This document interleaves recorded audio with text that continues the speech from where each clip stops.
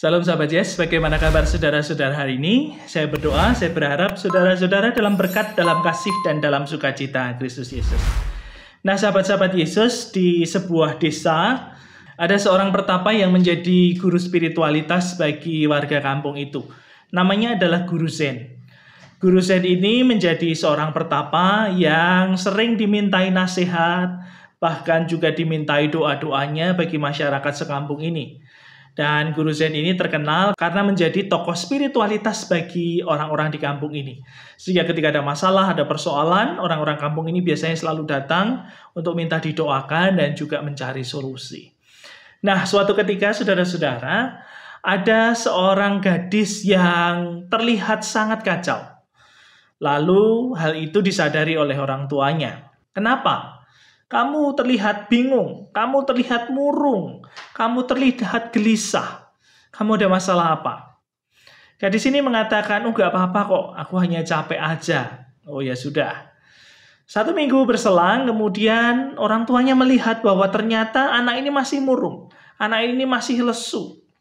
Lalu orang tuanya bertanya, coba ceritalah, ada apa sebenarnya yang terjadi? Sang gadis tetap saja mengatakan enggak, banyak tugas, jadi aku merasa lelah dan capek. Tetapi 2 hari berselang, orang tuanya masih melihat bahwa ternyata ada hal yang enggak beres kayaknya. Lalu orang tuanya mendesaknya dan mengancamnya akan menghukumnya jika dia tidak berkata jujur. Dan dengan takut, dengan cemas, dengan gelisah, gadis ini bingung harus menceritakan bagaimana. Akhirnya dia menceritakan apa yang terjadi. Dia bercerita kepada orang tuanya bahwa dia sedang hamil. Maka apa yang terjadi? Sontak saja seluruh keluarga ini menjadi sangat marah. Dan mereka memaksa, siapa yang melakukan ini? Sang gadis diam. Dia tidak bercerita siapa yang melakukannya. Hingga akhirnya kandungannya menjadi besar dan waktunya untuk melahirkan. Orang tuanya mendesak dan memaksanya. Siapa yang melakukan? Kalau kamu tidak menjawabnya, maka bayi ini akan dihabisi. Gadis ini bingung, cemas. Lalu dia berpikir keras, apa yang harus aku lakukan?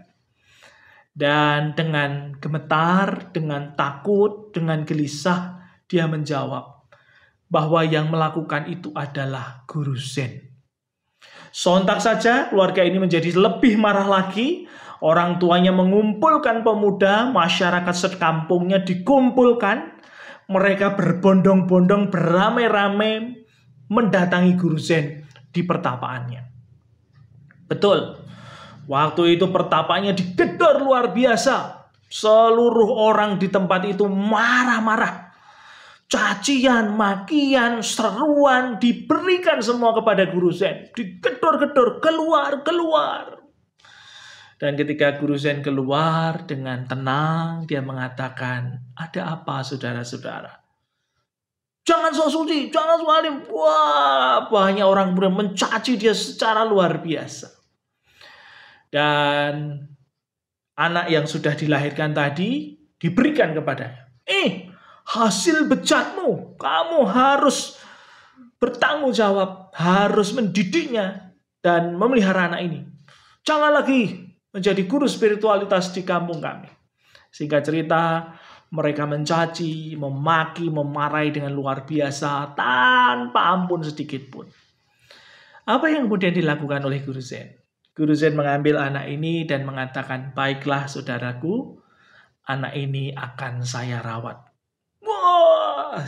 Akhirnya singkat cerita semua orang desa pergi. Dan sejak saat itu tidak ada lagi orang yang mau datang bahkan berdoa. Karena mereka punya image buruk tentang Guru Zen ini. Nah saudara-saudara yang terjadi 1 tahun kemudian, Melo menceritakan kisah ini dalam bukunya Burung Berkicau. Anak gadis yang melahirkan anak tadi gusar. Dia merasa bersalah karena banyaknya suara, banyaknya gosip, sehingga dia merasa bersalah sekali. Lalu akhirnya dia berkata kepada orang tuanya, Bapak, Ibu, saya mau jujur. Kenapa? Apalagi yang dilakukan oleh guru Zen kepadamu? Lalu anak gadis ini mengatakan, bukan. Aku mau jujur bahwa sebenarnya yang melakukan adalah pemuda tetangga rumah kita. Guru Zen tidak melakukan apapun. Betapa malunya, betapa terkejutnya orang tuanya. Dan mereka juga bingung apa yang harus dilakukan. Singkat cerita, orang tuanya kemudian mengumpulkan kembali masyarakat. Mereka meminta maaf dan ke tempat guru Zen untuk diizinkan mengambil anak ini pulang untuk dirawat. Nah, saudara-saudara, seluruh warga kampung datang lagi kepada guru Zen. Tapi sekarang suasananya berbeda. Tidak ada satu orang pun berbicara sepatah kata. Mereka tertunduk malu. Dan pintu pertapaan itu diketuk dengan lembut. Tak, tak, tak. Dan terlihat ketika pintu terbuka, terlihat seorang anak yang lucu menggemaskan, sedang belajar berjalan, hidup dengan sehat, hidup dengan ceria. Lalu guru Zen bertanya, bagaimana saudaraku? Apa yang bisa saya bantu? Akhirnya orang tua perempuan ini bersama dengan anak gadisnya menceritakan semuanya. Dan mereka meminta maaf untuk semua kejadian yang terjadi. Dan mereka meminta anak ini untuk bisa dirawat mereka kembali. Dan apa yang dikatakan oleh guru Zen? Guru Zen cuma mengatakan, baiklah, ambillah, rawatlah anakmu dengan baik. Nah, sahabat-sahabat Yesus, demikian kisah tentang guru Zen yang diceritakan oleh Anthony de Mello dalam bukunya Burung Berkicau dengan judul Baiklah. Menceritakan tentang guru Zen yang pada waktu itu menjadi tokoh figur yang menginspirasi bagi kita semua. Dan apa yang kemudian saya ceritakan tadi menjadi ilustrasi untuk ayat bacaan bagi kita semua pada hari ini, tepatnya di 1 Petrus 3 ayat 9 dan 10. Demikian firman Tuhan bagi kita. Dan akhirnya, hendaklah kamu seia sekata, seperasaan, mengasihi saudara-saudara, penyayang dan rendah hati.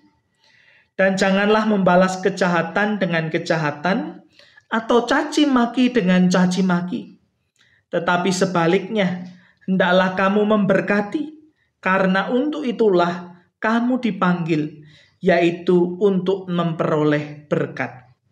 Sebab siapa yang mau mencintai hidup dan mau melihat hari-hari baik, ia harus menjaga lidahnya terhadap yang jahat dan bibirnya terhadap ucapan-ucapan yang menipu. Demikianlah pembacaan firman Tuhan bagi kita semua. Berbahagialah saudara dan saya yang membaca, mendengar, merenungkan firman ini dan melakukan dalam kehidupan sehari-hari. Nah, sahabat-sahabat Yesus, menarik sebab kitab 1 Petrus 3 ini mengajarkan tentang kasih kita sebagai orang-orang Kristen. Apa yang kemudian dituliskan di dalam surat 1 Petrus 3 ini mengingatkan kembali kepada kita semua bahwa setiap orang yang mau mencintai hidup sebaiknya menjaga lidahnya. Dari apa? Dari membalas, dari mencaci, dari mencerca orang lain, dari menjelekkan orang lain. Sebab itu dalam surat 1 Petrus 3 ini menarik, sebab juga di sana dituliskan janganlah membalas kejahatan. Bukankah ini sebagai nafas kita sebagai orang-orang Kristen? Apa yang kemudian dituliskan dalam surat 1 Petrus ini juga menjadi seruan bagi saudara dan saya untuk menjadi anak-anak Allah, sahabat-sahabat Yesus.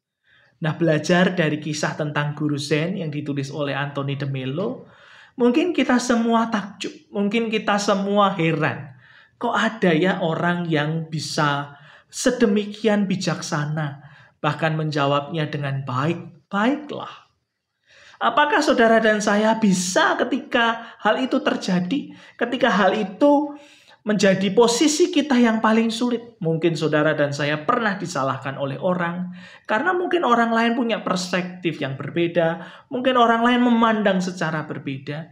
Tetapi 1 Petrus 3 ini mengajar pada saudara dan saya untuk apa?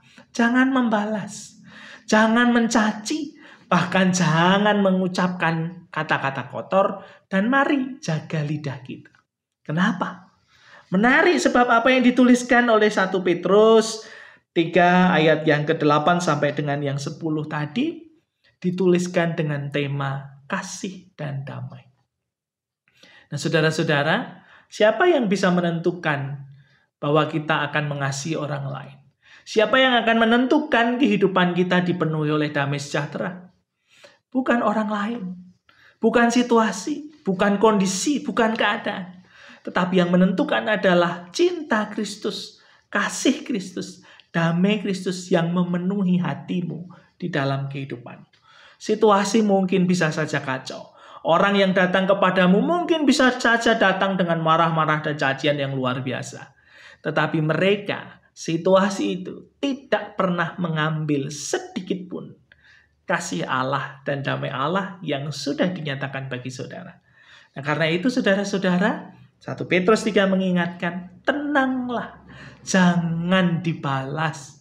Tetapi jagalah lidahmu, jagalah hatimu, jagalah damaimu. Dan semoga apa yang juga sudah menjadi teladan Kristus dalam masa Prapaskah ini kita mengingat kembali. Kita menghayati kembali bagaimana Kristus yang disakiti luar biasa, disiksa hebat sekalipun, Kristus tetap mengampuni dan mendoakan banyak orang. Kenapa? Karena itulah kunci damai sejahtera dan kasih kita sebagai anak-anak Tuhan. Karena itu sahabat-sahabat Yesus, mari tetap semangat, jaga kasih dan juga damai Kristus yang ada di hatimu, dan mari bersama kita berdoa. Allah Bapa Surgawi, kami bersyukur untuk sabdamu saat ini. Sungguh Tuhan, kami bersyukur sebab kami semua memiliki kasih dari Kristus. Kami diberkati dengan damai yang dari Tuhan. Karena itu Tuhan, biarlah kami dimampukan menjaga kasih dan damai itu. Bukan karena situasi yang nyaman dan teduh, bukan karena kami terbebas dari persoalan dan juga pergumulan kehidupan. Tetapi apapun yang ada di sekitar kami sebenarnya tidak dapat mencuri ataupun merubah kasih dan damai pemberian Tuhan. Sebab kasih dan damai pemberian-Mu tetap tinggal dalam hati kami. Dan itu semua adalah pilihan kami untuk tetap menjaganya, atau kami terpancing oleh situasi dan kondisi di sekitar kami. Karena itu Bapa Surgawi, ajarkanlah kami belajar tentang kasih-Mu, dan mampukanlah kami juga ketika kami berhadapan dengan situasi dan persoalan yang sulit. Mari Bapa, kami memohon hikmat-Mu, kami mohon kebijaksanaan-Mu, kami mohon cinta dan damai-Mu memenuhi hati dan pikiran kami. Sehingga sungguh kami boleh menjaga lidah, kami boleh menjaga kehidupan, dan kami boleh menjaga perilaku kami seturut dengan kasih Kristus. Di dalam cinta, kasih, dan damai surgawi Tuhan Yesus Kristus, kami berdoa. Amin. Nah, karena itu sahabat-sahabat Yesus, cinta, kasih, dan juga damai Allah memenuhi hati saudara dan saya. Karena itu jagalah dengan apa? Dengan mengekang lidah kita, dengan menjaga kehidupan kita seturut sekehendak dengan Kristus. Karena itu bukan situasi yang mempengaruhinya, bukan kondisi yang ada, bukan juga persoalan pergumulan atau orang-orang di sekitar kita. Mereka sama sekali tidak akan mempengaruhi itu. Itu adalah keputusan apakah engkau menjaga kasih-Mu dan menjaga damai-Mu tetap di dalam Kristus. Karena itu sahabat-sahabat Yesus dimanapun saudara berada, tetap semangat, tetap hidup di dalam kasih, dan jaga damai di dalam hatimu bersama dengan Kristus Yesus. Dan ingatlah selalu, Tuhan Yesus memberkati saudara-saudara. Pak D.